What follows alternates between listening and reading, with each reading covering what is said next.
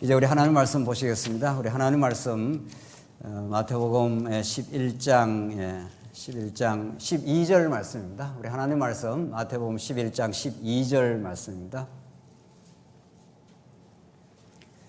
찾으신 줄 알고 봉도 드리겠습니다. 마태복음 11장 12절 말씀입니다.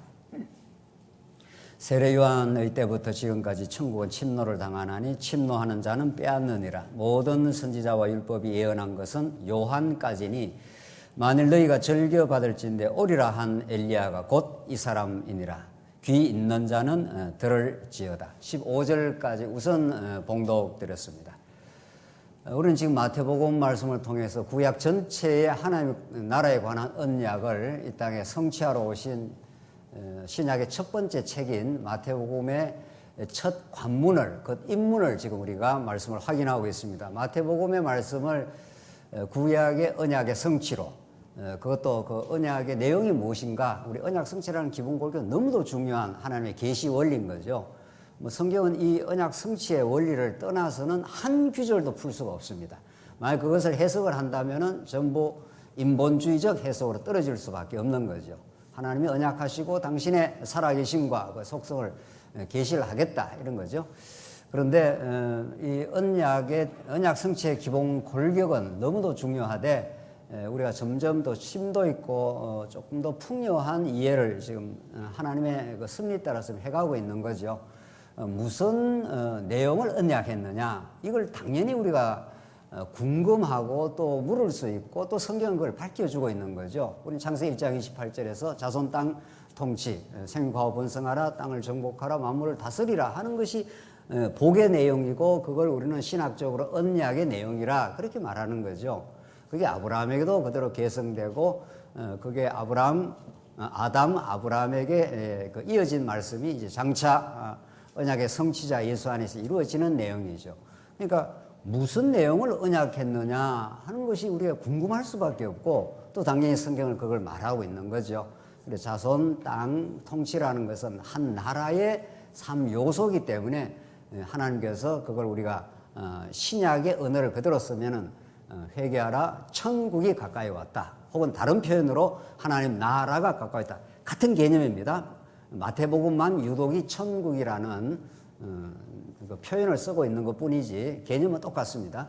그래서 하나님의 언약에 무슨 내용을 언약을 했지 하게 되면은 하나님께서 당신이 통치하는 나라, 당신이 설립해주는 하나님 나라를 언약을 하셨다. 그러면 바로 따라 나오는 질문은 어떻게 그 언약을 이루지, 그 방법에 대해서 우리가 또 묻게 되지 않습니까? 이건 너무도 하나님이 주신 이 지성, 우리 하나님이 주신 이 지성이 이렇게 혼란스러운 지성이 아닙니다. 우리 하나님께서 우리에게 지성도 주시고 감성도 주시고 의지도 주신 건데 이걸 우리는 총체적으로 인격이라고 그러지 않습니까? 우리 하나님 말씀은 혼란스럽게 깨닫게 하지 않습니다. 하나님께서 우리에게 지성을 주신 것은 무슨 내용으로 언약을 했지? 그러면 바로 따라 나오는 질문이 어떻게 그 언약을 이루지? 이러는 언약 성취의 방법을 우리가 묻게 되지 않습니까? 너무 성경에서 잘 나와 있는 거죠. 언약 성취, 하나님의 언약대로 당신이 여호와 되심을 계시를 하실 때 어떤 방법을 사용하시지? 이러면 구약에 나오는 모든 어린 양의 죽음이라고 하는, 구약에는 성전이라고 하는, 장차 오실 자기 아들의 십자가 죽음이라고 하는 그런 방법을 사용하셔서 예수님 십자가 죽으실 때 다 이루었다 이렇게 말씀하시는 거예요. 다 성취했다 그 말이죠. 그래서 이것이 십자가라는 그 방법적 원리입니다. 마태복음은 그런 그 언약의 내용, 언약의 방법이 너무도 알랄이 잘 드러나 있습니다. 그것을 우리가 지금까지 이해한 바에 따라 마태복음 직임에 의한 성취입니다. 예수님이 어떤 직임을 가지고 이렇게 하나님 나라 언약을 이루었느냐 하니까 선지자의 직임을 가지고, 두 번째는 왕의 직임을 가지고, 마지막에는 마태복음 마지막 27장 28장에 가면은 이제 십자가로 죽으러 가시는 거죠. 그게 제사 직분입니다. 제사 직임입니다. 그는 구약의 모든 언약의 하늘의 뜻을 너무도 잘 아시는 분이죠. 아버지의 뜻을 아들처럼 잘 아는 분이 있겠어요? 그래, 그분이 우리에게 선지자로서 하나님은 우리에게 영원한 하나님의 뜻을 또 하나님의 어떠하심을 우리에게 가르쳐 주러 오셨다. 이게 이제 5장부터 전개되는 말씀이죠. 1장부터 4장이 가장 중요하다 그랬죠. 마태복음 1장부터 4장이 신약 전체를 끌어가는 패러다임입니다. 이게 원형입니다. 1장에서 4장 우리가 지금 여러 차례 강조했는데 마태복음이 한번 끝나게 나면 이걸 한번 더 신학적으로 정리를 하겠습니다. 지금은 이제 본문을 자꾸 이렇게 강론해 나가야 되기 때문에 너무 반복을 하면은 좀 시간에 루즈 타임이 생기기 때문에 이제 간략하게 정리하겠습니다만은 마태복음 1장에서 4장은 구약의 모든 계보를 붙들고 연결해서 예수님이 성취를 하신 거죠. 그런 그분이 임마누엘 되시고 그분이 세례받아 죽고 살아날 것을 이미 예고를 하신 게 마태복음 1장에서 4장에 나와 있고 5장부터 7장은 그런 하나님 나라를 심령이 가난한 자 복이 있나니 천국이 너희의 것임이라. 이렇게 해서 천국은 이렇게 내가 이룬다. 어떻게? 율법을 폐하러 온 것이 아니라 율법을 성취함으로 이 땅에 진짜 천국을 이루러 오셨다. 이게 5장에서 6장 산상수훈이죠. 그 다음에 이제 8장, 9장부터 이제 계속 전개돼 가는 말씀입니다. 이제 8장, 이제 말씀이 산상수훈이고 표적 8장, 9장이 이제 예수님의 메시아권을 예수님이 이 땅에 왕으로 오셨다는 그 권능을 표적을 통해서 중풍병자를 고치고 죽은 자를 살리고 안전방위를 일으키는 그 표적적 사건, 이거는 누구도 할 수 없는 메시아라야 할 수 있는 표적적 사건을 통해서 가시적으로 하나님 나라가 이 땅에 왔다 하는 것을 지금 보여주시는 거죠. 이것은 역사적 실제입니다. 역사적 사건, 자유주의 신학자들은 이런 걸 믿지 않는 거죠. 그러나 우리는 이걸 역사적 사실로 확정됐을 뿐 아니라 이게 성령이 오셔서 이게 영적 의미를 가지고 있습니다. 우리 영적으로 눈 멀었던 우리를 눈을 띄워 주신다든가, 우리가 죽었던 우리 영혼이 예수 안에서 살아난다든가, 이런 영적 의미를 함축하고 있고 성령이 오셔서 그걸 또 실제화 시키는 거죠. 자, 이런 흐름 속에 우리 지난 시간 10장에서는 그런 하나님 나라로 오신 그분이 제자들을 불러갖고 천국 권세를 줘서 하나님 나라 선교를 보내시는 거죠. 자, 가라 이렇게 했죠. 너희를 양을 이리 떼간 가운데 보내는 것처럼, 그렇게 이 세상에 잡아먹으려고 지금 대기하고 있는 이리떼 속에 양을 보내는 것처럼 보내지만 내가 너희들을 지켜보호하겠다. 이런 내용으로 10장의 내용이 전개되고 11장은 그 하나님 나라는 세례 요한 사건을 들어가지고 구약의 모든 선지자와 율법이 세례 요한으로 수렴이 되고 세례 요한으로부터 지시하는, 세례 요한이 지목하고 지시하는 예수께로 연결이 됩니다. 이게 성경이 참 정말 이게 마태복음 여기까지만 이야기해도 그냥 마태복음이 이 말했다 저 말했다 이렇게 안 합니다. 성경은 하나님이 아주 질서의 하나님이기 때문에 너무도 우리 세상 말로 말하면 논리적입니다. 성경의 로고스라는 게 이게 논리라는 뜻인데 히라보로 로고스라는 게 굉장히 이렇게 논리적입니다. 앞뒤가 뒤죽박죽 되어 있지 않습니다. 지금까지 오늘 이 11장 내용, 우리 지난 시간 세례 요한, 구약의 모든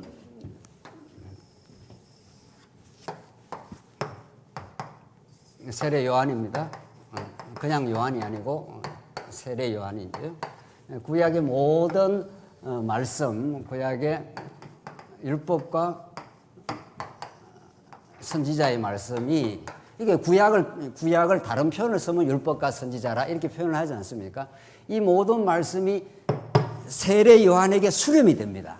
그러니까 세례 요한은 구약의 마지막 선지자로 오셔가지고 예수님 6개월 먼저 앞서서 이제 곧 나타날 메시아 사건을 이제 가이드를 하고 있는 중이죠. 그래서 마태복음도 그렇고 다른 복음서에서도 세례 요한이 먼저 나타나서 회개하라, 천국이 가까이 왔느니라 이렇게 하면서 세례 요한이 천국을 선언을 하고, 내 뒤에 오시는 분은, 나는 물론 너에게 세례를 주나 내 뒤에 오시는 분은, 이렇게 해서 예수님을 지금 예고를 하고 있지 않습니까? 그러니까 성경이 이렇게 잘 정말 짜여 있고 여러분과 제가 이 예수를 잘 믿을 수 있도록 이렇게 율법과 선지자가 세례 요한에게로 수렴이 되고, 세례 요한은 곧 예수님을 지목을 하고 딱 있는 거죠. 그러니까 세례 요한이 왜 큰 선지자냐? 여인 중에서 난 자 중에 가장 큰 사람이라 우리 지난 시간 했지 않습니까? 왜냐하면은 구약에 이런 사건도 있고 저런 사건도 있고 이런 선지자도 있고 저런 선지자도 있지만 이걸 총체적으로 묶어주는 선지자, 총체적으로 요약하는 선지자가 세례 요한이라 지금 그런 뜻이죠. 예. 성경이 우리 지난 시간 그렇게 말했잖아요. 그런데 놀라운 사건은 천국에서 지극히 작은 자라도 그보다 크도다 이래 우리 그 시간 우리 지난 시간 말씀 나눴지 않습니까? 그 세례 요한이라는 건 현상적으로 볼 때 가장 큰 선지자, 가장 구약의 말씀이 세례 요한 한 사람에게 집중되어 있고 그분을 통해서 회개하라 천국이 가까이 왔느니라 선언이 되지 않습니까? 구약의 언약은 천국으로 선언이 된다 그런 말입니다. 그렇죠? 세례 요한이 회개하라 예수님보다 먼저 말했습니다. 예수님보다 먼저 말했다는 게 뭐 그렇다고 해서 예수님보다 더 앞섰다 이런 뜻이 아니라 이제 예수님을 준비하는 존재니까 그러니까 구약 율법과 선지자를 우리는 다 이걸 언약이라고 그러는데 언약의 내용을 우리는 하나님 나라라 그러고 그래서 세례 요한이 진짜 천국이 가까이 왔다 이렇게 선언함으로 이제 예수님의 정말 이 땅에 오셔서 하실 일을 예고하고 예수님께 모든 언약 백성들의 시선을 예수님께로 묶어주는 역할을 지금 하고 있는 존재가 세례 요한이고 그런데 놀라운 사실은 우리 천국에서 지극히 작은 자가 세례 요한이다. 더 큰 자다 이렇게 했으니까 우리 예수님 믿고 살아가는 사람은 천국 백성이 된 건데 우리 예수 믿는 사람들은 모름지기 구약의 최고의 큰 선지자라고 하는 세례 요한보다 더 크다 하는 말은 지금 크다 작다라는 게 양적인 개념이 아니라고 지난 시간 말씀드렸지 않습니까? 질적 개념이고 이게 진리의 개념이고 우리가 세례 요한이 지시하는 예수를 예수답게 알면 가장 복된 자가 되는 거죠. 그렇죠? 네. 그것이 우리 천국 백성의 가장 놀라운 특권이고 또 우리가 누리게 되는 예수 안에 영원한 생명이 되겠죠. 오늘 이 12절부터는 세례 요한 때부터 지금까지 천국은 침노를 당하나니 침노하는 자는 빼앗느니라. 이 본문은 굉장히 난해 구절 중에 하나고 많이 어설픈 해석에 의해서 곡해되어 왔던 것입니다. 특히 그 뒷부분에 침노하는 자는 빼앗느니라 이렇게 해서 막 천국은 우리가 애써야 된다.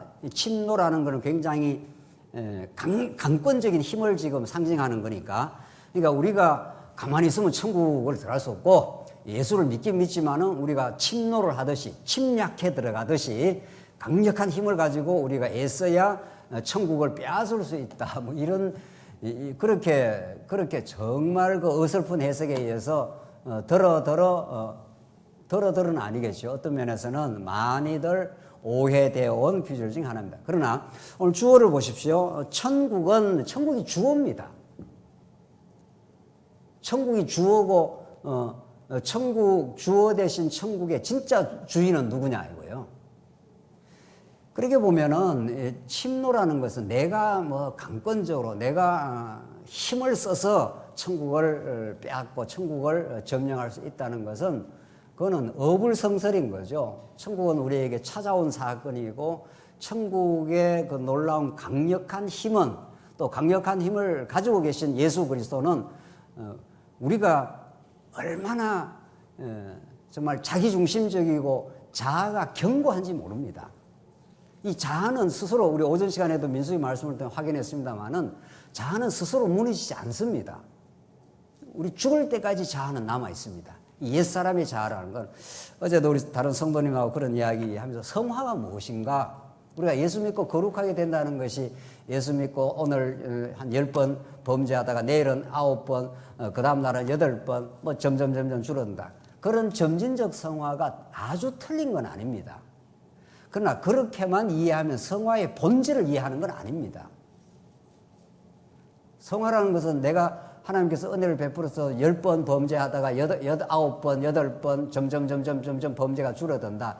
이런 측면이 없는 건 아닙니다. 하나님께서 우리를 붙들어 주시면 자꾸 옛사람이 죽고 속사람이 자라기 때문에 정말 범사에 점점 하나님을 더 인정을 하게 되고 이런 측면이 있긴 합니다. 그것보다 더 중요한 측면이 있습니다. 성화는 내가 어떤 것도 거룩한 능력의 삶을 살 수 없다는 걸 뼈저리게 깨닫는 게 중요합니다. 그걸 뼈저리게 깨달을 때 하나님이 내 안에서 일하신다. 이걸 깨닫는 것이 성화의 본질입니다. 그러니까 우리 레위서에서 문둥병 비유가 많이 나왔지 않습니까?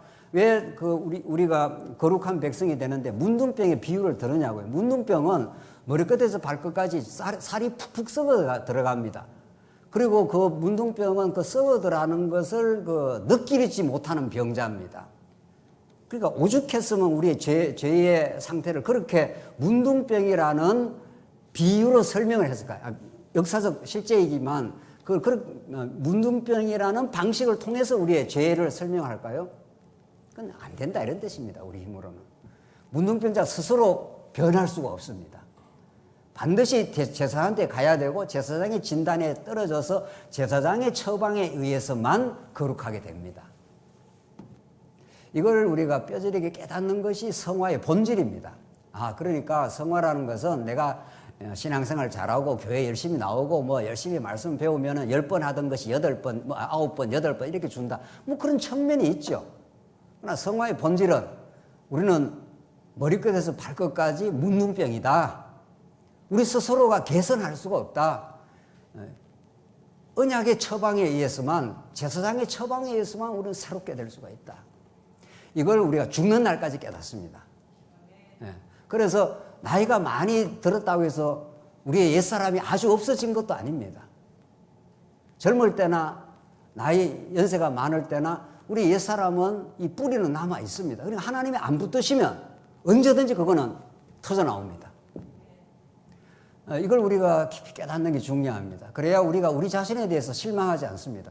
나는 이렇게 오래 신앙생활하고 오래 교회생활하고 교회 봉사도 하고 살았는데 나이가 많이 들기도 했는데 왜 내 짜증스러운 모습, 내 뜻대로 안 될 때 내가 힘들어하는 이런 모습은 뭐야? 이렇게 진짜 내가 예수를 제대로 믿은 거야? 이런 자괴감에 빠지는 분들도 많습니다. 아닙니다. 죽는 날까지 하나님이 안 붙드시면 믿음은 사유화할 수 있는 게 아닙니다. 믿음은 내가 받아갖고 내 것이다 이렇게 할 수가 없습니다.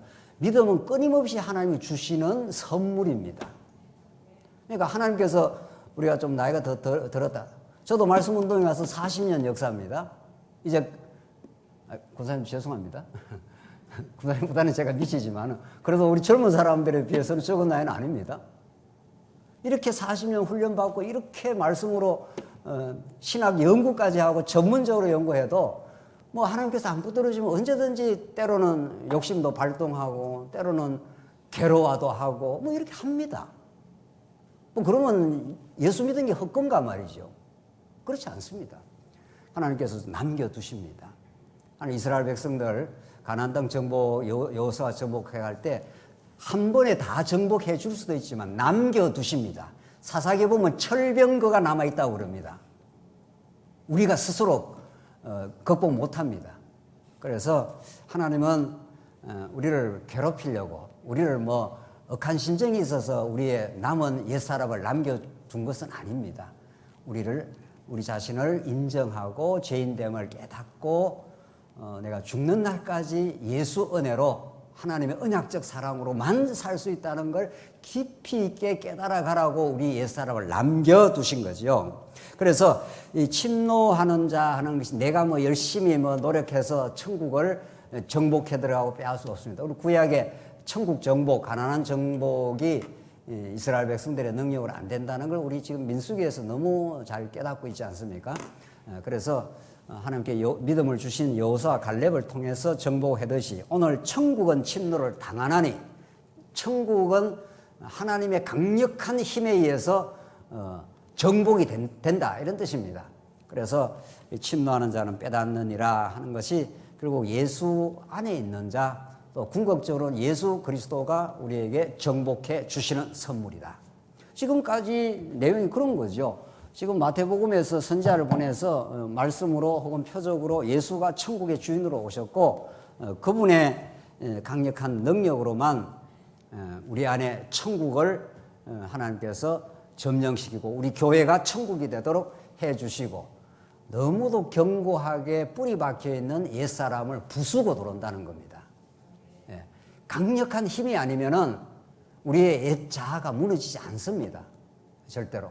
그래서 하나님께서는 침노하는 자는 빼앗느니라. 예수 그리스도, 궁극적으로 예수 그리스도가 우리에게 자아의 성을, 우리 옛 자아의 견고한 단단한 하나님 앞에서 높아진 견고한 진이라 그럽니다. 고린도 후서의 말씀은, 하나님의 말씀은 우리 안에서 세워져 있는 견고한 진을 하나님께서 붕괴시키고, 그게 붕괴가 돼야 우리 마음에 안식이 찾아옵니다. 하나님 이래도 좋고 저래도 좋습니다. 이런 그 아름다운 열매는 천국으로 상징되고, 천국의 주인 되시는 그분이 강력한 권능으로, 또 택한 백성인 우리에게는 사랑의 권능으로 찾아오셔서 우리 옛자의 어리석음을 노출을 시키고, 또 그걸 부수어주고 우리 안에 천국이 이루어지도록 하나님 하신다. 그게 세례요한 때부터 지금까지, 세례요한이 오부터 천국 선언을 했지 않습니까? 하고 이제 예수님 이제 조금 있으면 십자가에 죽으심으로 천국을 완성을 할 건데, 그게 천국 점령이 시작되었다. 이렇게 지금 선언하고 있는 거죠. 13절, 모든 선지자와 율법이 예언한 것은 요한까지니. 지금까지 설명한 부분이죠. 모든 선지자와 율법이 예언한 것은 요한까지니. 요한으로 모든 구약의 말씀이 수렴이 되는데, 뭘로 수렴이 되는가? 회개하라, 천국이 가까이 왔느니라. 이렇게 천국으로 딱 수렴이 된다, 이런 뜻입니다. 그러니까 우리가 구약이 뭐 여러 가지 복잡한 뭐 여러 가지 내용이 많은 것 같아도, 이렇게 압축하고 압축하면은 예수 그리스도 한 분과 천국으로 딱 정리가 되는 거죠. 그걸 통해서 하나님 살아계심과 그의 위대한 속성을 드러내는 거니까, 여호와 되심을 드러내는 거니까. 그러니까 뭐 저처럼 성경을 좀 전문적으로 연구하고 또 정리하는 사람은 뭐 책도 써야 되고 뭐 이것도 정리하고 논문도 쓰고 이렇게 하지만, 성도님들은 그렇게 전문적으로 연구 뭐 할 수만 있으면 하면 좋지만은 삶의 여건상 그렇게 또 은사가 그렇지 않지 않습니까? 뭐 저 같은 사람은 그 성경을 연구하는 게 은사이기 때문에 성도님들하고 대화하다가도 논문 주제가 떠오르고, 뭐 여러 가지 상담을 하다가도 떠오르고, 뭐 늘 그렇습니다. 이제 이건 이제 하나님이 주신 그 연구 은사 아닙니까? 그러나 성도님들은 사회생활도 하시고 직장, 가정생활도 하시면서 언제 그렇게 집중적으로 하지는 못해도, 그래도 신앙생활을 담대하게 하고 예수 안에서 살아가는 것은 아무 문제가 없습니다. 아무 문제가 없습니다. 오히려 이렇게 앞에서 꼭 말씀을 전하는 사람이 꼭 믿음이 좋다, 이렇게만 볼 것도 아닙니다.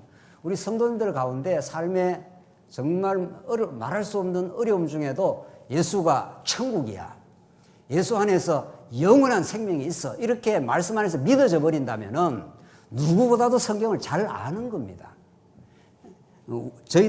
저처럼 이렇게 이론적으로 분석을 하고 연구를 하고 이렇게 서로 못했다 하더라도 오늘 말씀이 그런 거 아닙니까? 구약의 모든 말씀이 율법과 선지자인데 세례요한으로 딱 정리가 된다는 거죠. 그럼 세례요한은 뭐를 증거하는 사람입니까? 천국 대신 예수를 증거하는 사람이야, 이런 말 아닙니까? 그 성경은 압축을 하고 정리를 하면 아주 원리가 간단하고, 물론 이제 펼쳐 놓으면 이렇게 성경이 이렇게 좀 양이 많고, 이런 또 하나님께서 연구하는 은사를 줘서 차근차근 또 풀어서 성도님들과 말씀을 나누기는 하는 겁니다. 그러나 우리 성도님들이 정말 오히려 삶의 고난 중에 예수가 얼마나 놀라운, 구약의 모든 말씀이 예수 안에서 다 정말 응축이 되어 있고 예수 안에서 폭발하는 말씀입니다. 이게 예수는 우리의 왕, 예수는 우리의 십자가의 죽으심을 통해서 제사, 우리의 희생 제물이 되셨어. 이건 영원한 우리를 향한 하나님의 사랑. 뭐 그 이상 예수를 어떻게 잘 믿습니까?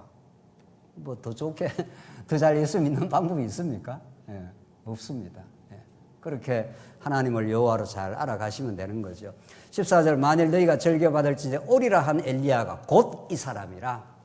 구약의 말라기 선지자를 보면은 이제 모든 구약의 말씀이 이제 다 이루어졌습니다. 다 정리가 됐습니다. 그리고 최종 마지막 예수님 오시기 전에 400년 전에 말라기를 보내어서 예수님은 이제 오실 메시아를 이제 구약의 마지막 선지자, 이제 문서 선지자입니다. 예, 글을 쓴 이제 선지자로서는 말라기가 마지막이죠. 예, 그런 그 말라기를 통해서 이제 엘리야가 온다. 엘리야가 오면은 아버지의 마음을 아들에게로, 아들의 마음을 아버지에게로 돌이키게 하는 그 놀라운 역사가 있다 했는데 엘리야는 이미 구전에 왔지 않습니까? 근데 말라기 선지자가 엘리야를 보낸다가 엘리야가 구약 선지자의 대표니까, 대표격이니까 엘리야의 심정을 가지고 하나님이 어떤 분인가를 가르쳐줘서 너희가 죄악으로 물들어 있는 너희들을 돌이키게 하는, 회개시키는 엘리야의 심정으로 세례 요한이 온다. 그래서 세례 요한이 와서 증언하는 말씀이 회개하라죠. 그렇죠? 굉장히 중요합니다. 그냥 천국만 선언한 게 아니고 너희들이 죄에 물들어 있고 너희 아까 전에 우리 권사님도 기도하신 대로 우리가 주인 노릇 하는 게 너무 많다고요.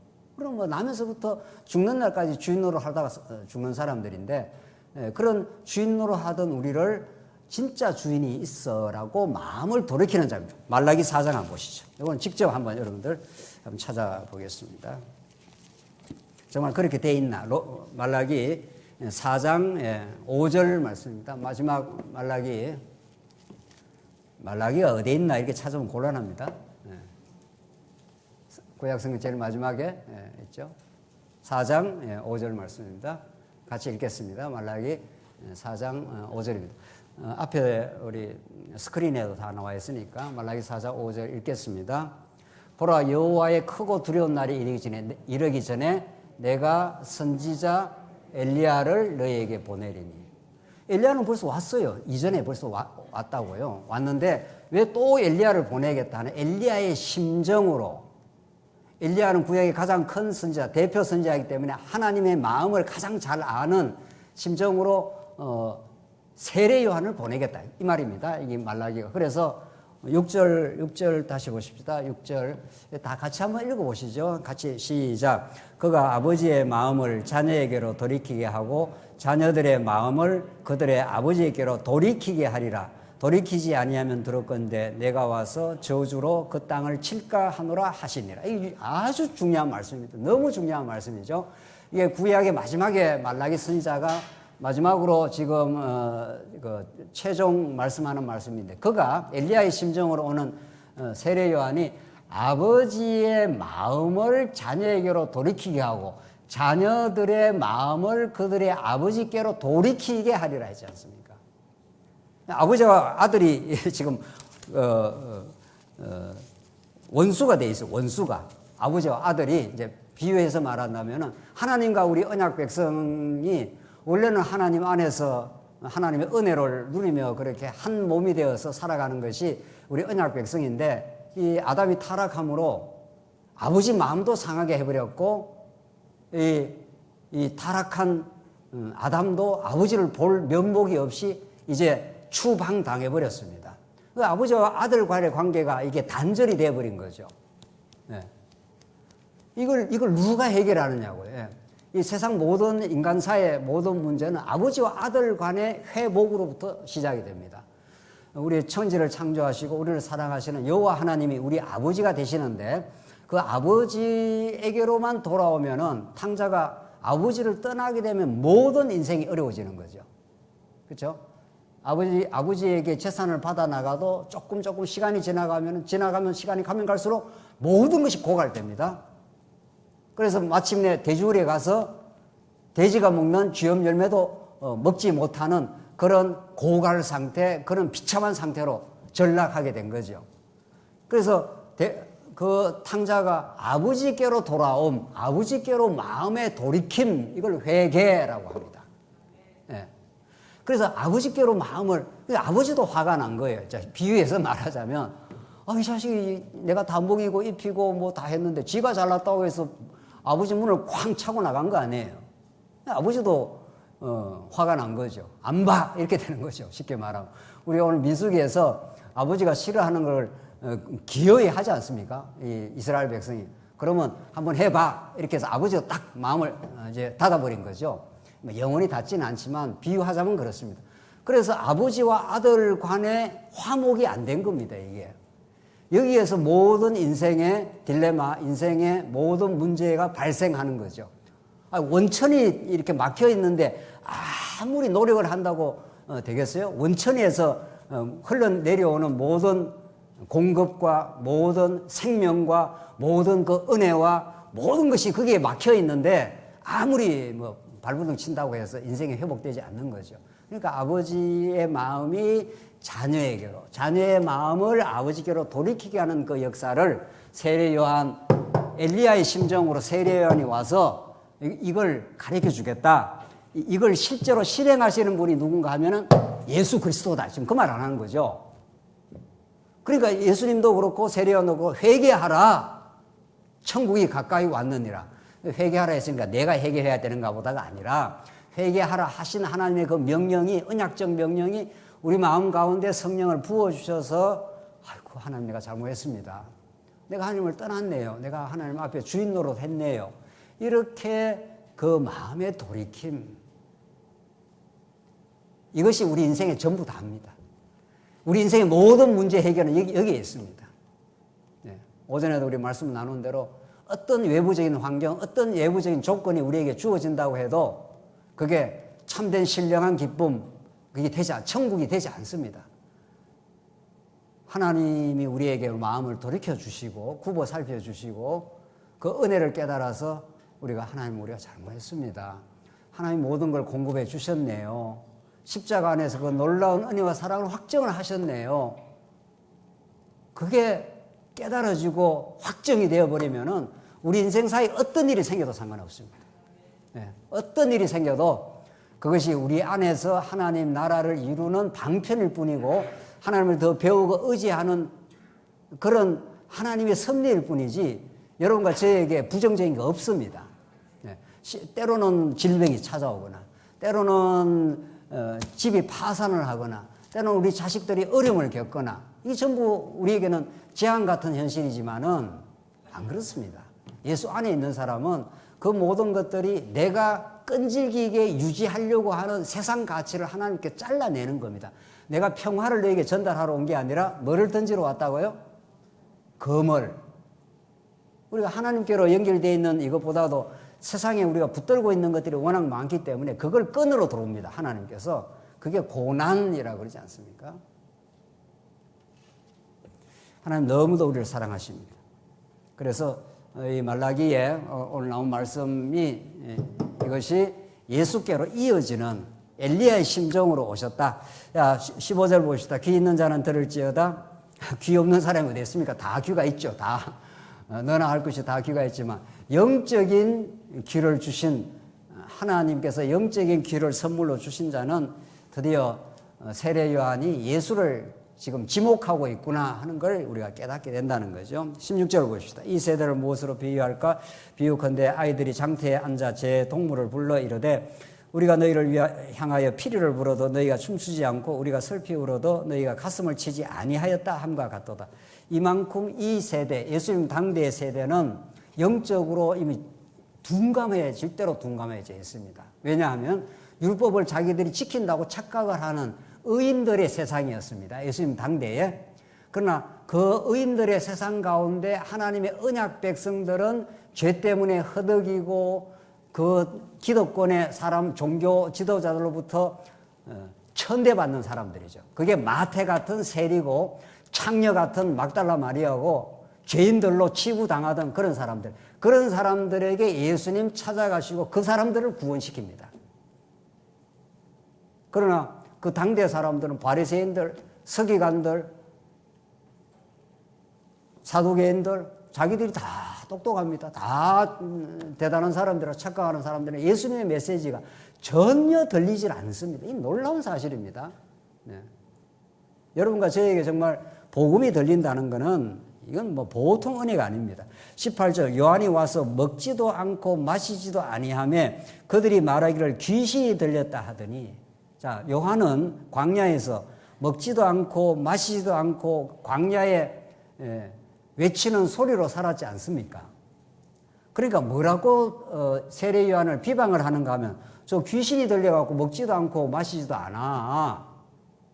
그 시대 정신이 세례 요한을 비방을 했다는 거죠. 19절 보십시오. 인자는 예수님입니다. 인자는 와서 먹고 마심에, 아니 거꾸로 이제 형태는 다르죠. 세례요한은 먹지도 않고 마시지도 않고 광야에 빈들에서 그렇게 살아왔으니까 저거 귀신이 들려서 우리가 보통 먹는 걸 안 먹어. 근데 예수님은 세례의 집에 가서 잔치상에 가서 먹고 마시지 않았습니까? 또 뭐라고 비방을 합니까? 그러니까 이게 진리가 없는 사람은 어떤 것도 건수입니다. 진리가 내면 안에 있는 사람은 어떤 것도 이해가 되고 어떤 것도 수용이 되지만 그 안에 예수가 없는 사람은 이래도 문제 저래도 문제예요. 오늘 본문이 그걸 말하고 있죠.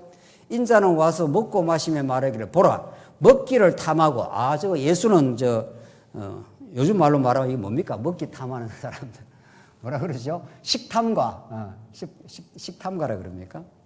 저 맨날 돌아다니면서 저 마태집에 가서 먹는 거나 즐기고 맛집 찾아다니는 사람은 있지 않습니까? 뭐라 그러죠? 예? 예, 하여튼 맛집 다니는 거 뭐 우리 예수 믿는 사람이 뭐 때가 되어서 좋은 거 먹는 거야 문제가 아닌데 그렇게 예수를 비방을 했다 이런 뜻입니다. 또 포도주를 즐기는 사람이요. 저거 봐라 저 술 주정뱅이다. 예수님 가나 혼인 잔치에 물로 포도주로 만들고 이렇게 이러니까 그러니까 먹으면 먹는다고 비방, 안 먹으면 안 먹는다고 비방. 율법주의자들의 눈에는 이게 사랑, 이해 이런 언어가 없습니다.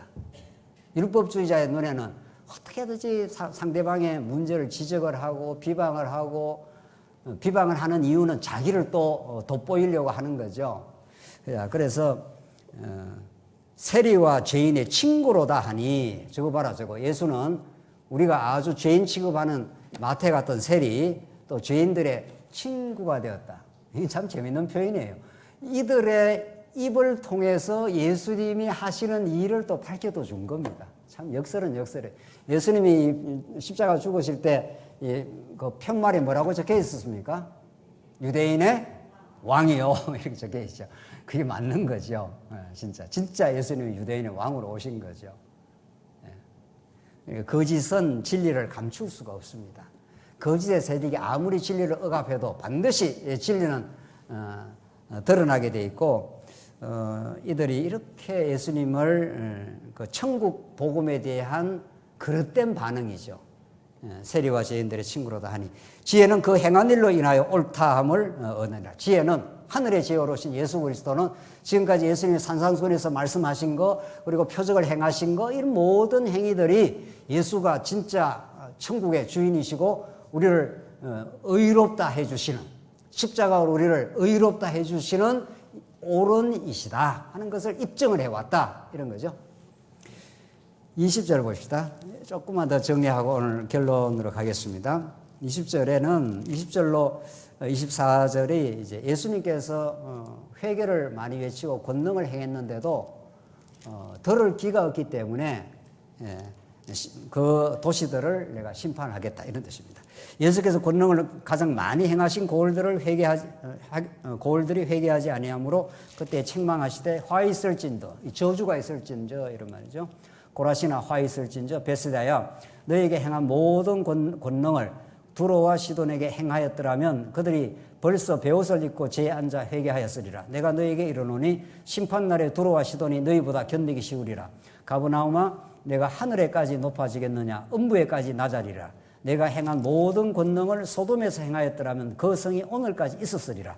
내가 너에게 이르노니 심판날에 소돔 땅이 너보다 견디기 쉬우리라. 가버나움이라는 도시가 있었는데 내가 하늘에까지 높아지겠는가? 이 교만이 하늘에 충천하겠느냐? 너희는 음부까지 낮아진다. 그래서 교만하고 하나님의 말씀을 진리로 받아들이지 않는 이런 도시들을 하나님께서 심판을 해버립니다. 자, 이 말이 무슨 말을 의미하느냐 하면은 천국 복음은 모든 사람에게 믿어달라고 하는 그런 말씀이 아닙니다. 천국은 구원과 심판으로 완전히 갈라집니다. 십자가의 도는 멸망하는 자에게 미련한 것이나 구원 얻는 너희들에게는 하나님의 권능이라 능력이라 이렇게 사도 바울도 말했잖아요. 십자가를 전가하면 받아들이는 사람도 있고 배척하는 사람이 나온다. 예수가 뭘 대단한 존재야 이렇게 나오는 거죠. 십자가에 죽었잖아. 이런 식이 되는 거죠. 천국 복음이 그런 거라는 겁니다. 예수님께서 뭐 능력이 없어서 그들을 구원 못 시키는 게 아닙니다. 이미 만세전에 하나님의 나라의 백성으로 언약 백성으로 정해진 자들에게는 하나님 찾아가시고 진리가 깨달아지고 하나님 앞으로 그 마음이 돌이키게 됩니다. 여러분과 제가 오늘 그 자리에 있으면 놀라운 축복인 거죠. 아버지, 우리 하나님을 아버지라 그렇게 하면 모든 문제가 끝납니다. 더 이상 예수 믿고 축복을 받을 길이 없습니다. 하나님은 아버지라 하면 아버지의 모든 영원한 경륜과 그분의 계획과 그분의 천국의 복이 우리의 것이 되는 겁니다. 예수는 그렇게 예수 믿는 복음이라는 게 그렇게 우리에게 다가오는 거죠. 그러나 가버나움이라든가 고라신, 벳세다 이런 데 예수님이 많은 권능을 행했어도 하면 할수록 저 술주정뱅이 아니야. 저 식탐가 아니야. 예수님이 세리의 집에 그렇게 찾아가셔서 그 죄인들의 친구가 되어주시고 죄인들과 함께 하시고 그들의 죄 가운데 허우적거림과 몸부림을 너무도 잘 아십니다. 예수님이. 우리 부모가 정상적인 부모라면 우리 자식의 그 안타까움과 어리석음을 어느 누구의 객관적인 제3자보다 우리 자식의 안타까움을 잘 알지 않겠습니까? 우리 하나님 우리의 심정과 우리의 처지와 우리의 죄 때문에 몸부림침과 그 비명들을 모르시겠습니까? 너무 잘 아십니다. 그래서 예수님이 하늘에서 우리를 구원하신 게 아니라 이 죄악 가운데로 인카네이션 했습니다. 이거 성육신이라고 그러지 않습니까? 이 죄의 몸을 입고 이 땅에 찾아오신 분입니다. 왜? 우리와 체휼하시기 위해서. 이 죄의 몸부림치며 살아가는 우리의 고통, 우리의 몸부림, 우리의 탄식, 이걸 예수님이 너무 잘 아십니다. 그래서 예수님이 우리 하늘에서 우리를 만약 구원했으면 우리가 그렇게 감동스럽지 않을 겁니다. 이 감동의 계시 드라마가 생겨나지 않을 겁니다. 그래서 우리가 함께 해주시고 우리가 받아야 될 그 고난을 대신 받으시고 우리가 저주받고 조롱받아야 될 그 십자가로 위로 뚜벅뚜벅 올라가신 분입니다. 그래서 우리 대신 십자가의 저주를 대신 받으시고 피 뿌려주셨습니다. 우리가 더 이상 어떻게 하나님의 사랑을 확증을 할 수 있나요? 우리가 이것이 좀 모자란다, 저것대로 안 된다, 내 건강이 내 마음대로 안 된다. 이게 우리의 삶의 불편함이고 우리의 때로는 짜증인데 말이죠. 예수님은 하나님의 아들이신데 인간들로부터 조롱받으시고 인간들한테 심판을 받고 그래서 가시면류관 쓰시고 십자가에 하나님께서 뜻을 이루신 분입니다. 더 이상 사랑의 확증은 없습니다. 더 이상 예수 잘 믿는 방법도 없습니다. 그걸 통해 드러난 청량할 수 없는 하나님의 은혜와 사랑, 그분 한 분은 충분하고 만족합니다. 이게 우리 안에서 생겨나는 고백입니다. 더 이상 뭘 그렇게 이 땅에 챙겨야 될 게 있고 우리가 끝까지 쥐고 물고 늘어져야 될 그런 거 없습니다. 하나님께서 주시면 받는 거고 가져가면 가져가는 거 그렇습니다. 언젠가 제가 오전 시간에도 말씀드린 대로 양자역학적 관점에 의해서도 우리는 먼지로 사라질 겁니다. 하나님께서 생명 걷어가면 그냥 어디죠? 우리 장례식 가면 어디로 가죠? 화장장 아니고 화장장에 가는데 그래서 하는 일이 뭐예요? 어떤 분들은 나는 수목장 할란다 그래서 선산에 있으니까 나는 있는 대로 묻힌다. 아무 쓸데없는 이야기들입니다. 수목장을 하시든지 화장장을 하시든지 아무 문제 없습니다. 우리 예수 믿는 사람은 그냥 들어갔다 나오면은 그냥 한 줌의 흙으로 그냥 흙이 아니죠. 한 줌의 죄로 그냥 날아가 버립니다. 무슨 의미가 있습니까? 이 육체가 살아있는 동안 예수를 알고 예수 믿고 살면 되는 거죠. 그렇게 우리가 인생관과 가치관을 확실하게 정리를 해버리고 우리 예수 믿고 우리가 천국 소망하고 사는 거죠. 오늘 본문의 말씀은 그렇게 우리에게 정언하고 있습니다. 마지막으로 이 천국으로 침노해 들어오는 예수의 권능은 우리에게 안식으로 찾아온다. 이게 오늘 본문의 마지막 내용입니다. 그때 예수께서 대답하여 이르시되 천지의 주제이신 아버지여 이것을 지혜롭고 설기 있는 자들에게 숨기시고 어린 아이들에게는 나타내심을 감사하나이다. 천국을 보여주고 안 보여주고 하는 게 뭐 우리가 열심히 뭐 해서 우리가 보여주고 하는 게 아니라 아버지께서 지혜롭고 설기 있는 자, 여기서 지혜롭고 설기 있는 자는 세상적 기준에서 이런 뜻입니다. 바리새인, 서기관 뭐 이런 겁니다. 이 당시에는 세상적 기준에서 세상 공부를 아무리 많이 했어도 예수 믿는 거하고 아무 상관없습니다. 지혜롭고 슬기로운 자에게는 숨기시고 했지 않습니까? 하나님이 숨겨버리면은 아무 쓸데가 없습니다, 그게. 제가 미국에 가고 어디에 가서 논문 발표를 많이 하지 않습니까? 그 떵떵거리는 학자들 말이죠. 논문 발표를 하는데 얼마나 건조한지 모릅니다. 얼마나 건조한지 몰라요. 그 건조한 이론, 건조한 신학 그 발표 말이죠. 물론 뭐 신학자들이 다 그런 건 아니에요. 다 그런 건 아니고 진지한 신학자들도 있는데 하나님께서 세상 공부 많이 했다고 진리 잘 깨닫는 게 아닙니다. 하나님이 숨기신다는 거예요. 그들에게는 너 잘났으면 한번 너 살아봐 이렇게 하나님이 내버려 둬버린다는 거예요. 어린 아이들에게는 나타내심을 감사하나이다. 천국은 예수 믿는 사람을 예수님이 뒤에도 계속 어린아이로 비유해요. 우리는 몸은 이렇게 성년이 됐지만 하나님 앞에서는 어린아이입니다. 우리가. 어린아이는 자기 주장하지 않습니다. 어린아이는 내가 이렇게 뭘 이뤄냈다고 하지 않습니다.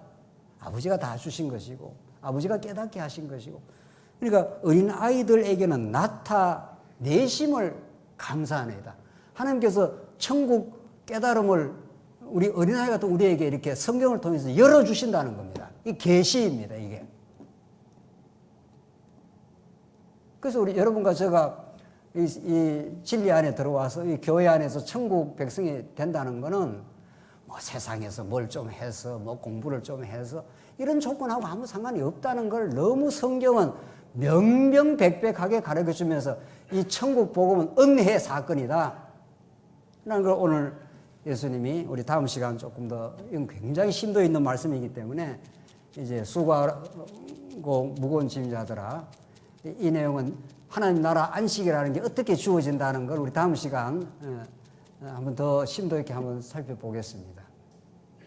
어린아이 같은 우리들에게 나타내심을 감사하나이다. 어린아이는 염려 걱정 없습니다. 아버지께 모든 걸 맡겨진 상태고 아버지 뜻대로 하시옵소서. 아버지가 언약적 보호를 여러분과 저에게 하십니다. 오늘 제1 우리 여전도의 우리 찬송과 기도 우리들에게는 참 마음에 잔잔한 감동으로 다가오지 않습니까? 정말 천국으로 찾아와 주시고 우리가 이 세상 끝날까지 천국으로 찾아오신 여호와 하나님을 예수 그리스도를 우리의 머리로 모시고 그분만이 우리에게 줄 수 있는 참 안식, 수고하고 무거운 짐진 자들아 다 내게로 오라. 내가 너희를 편히 쉬게 해주겠다. 너가 주인 아니잖아. 내게로 와. 내가 너에게 모든 걸 베풀어주고 앞으로도 인도해가지고 아무리 연세가 들어도 신앙의 세계는 얼마나 깊이 있는 그 깊이를 우리는 다 알 수가 없습니다. 그렇게 하나님께 인도해 주시겠다고 천국 복음을 우리에게 증거해 주십니다. 이 은혜 속에 참된 안식을 누리시기 바랍니다. 기도하겠습니다. 하나님 아버지 은혜를 감사합니다. 안식이 없어 얼마나 우리가 방황하며 때로는 불만족하며 그렇게 살아왔습니다. 하오나 하나님께서 우리에게 천국으로 다가와 주시고 우리의 죄인들의 친구가 되어 주셔서 너무도 감사합니다. 우리의 모든 허물을 다 덮어주시고 십자가의 핏부림을 통해서 당당한 하나님의 자녀로 설 수 있게 하셔서 너무 감사합니다. 이 진리 안에 우리 교회가 힘차게 전진하게 하시옵소서. 예수님 이름으로 기도하옵나이다. 아멘.